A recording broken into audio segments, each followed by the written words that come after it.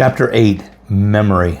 Innate intelligence receives, interprets, records, and stores every contact it has ever made through all former reincarnations in other forms. Memories, habits, abilities, desires, hopes, fears, understanding, knowledges, experiences, etc.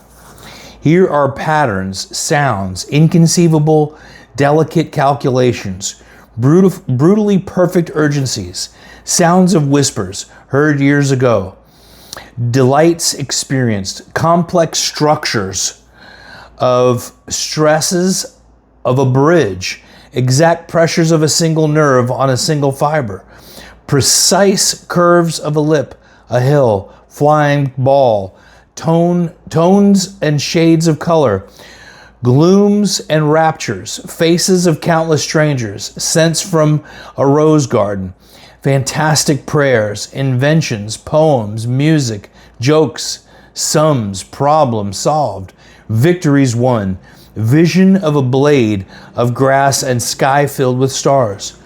One of the few great rewards of educated fellow in devouring to educated the education of another student is to see occasionally that indistinguishable awakening taking place, aroused perhaps by some simple single remark.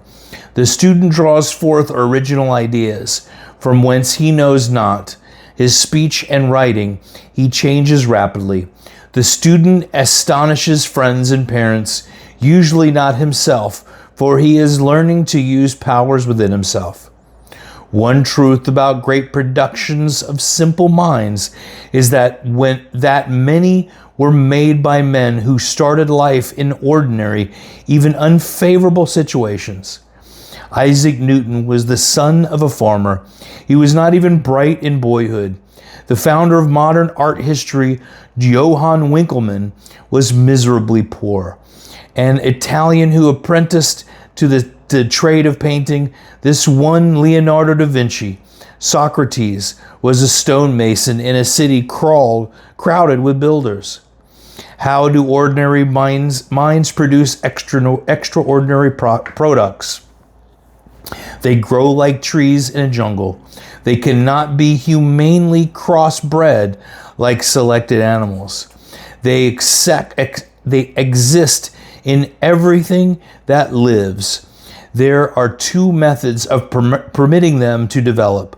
One is to give innate the constant challenge, not problems before it, produce issues for it to produce the solution. Let education seek the unexplored depths within himself. Educated minds are capable of far more work than they have ever done.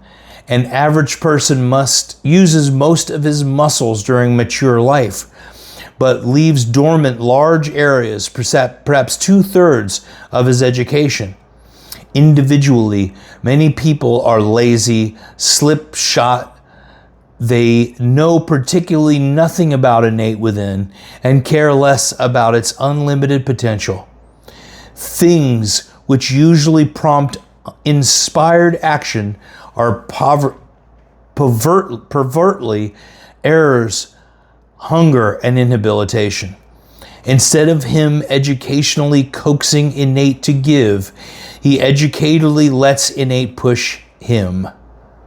Instead of him educationally trying to educate innate, he lets innate educationally educate his education. And there is a gulf of difference. Page 25 is next.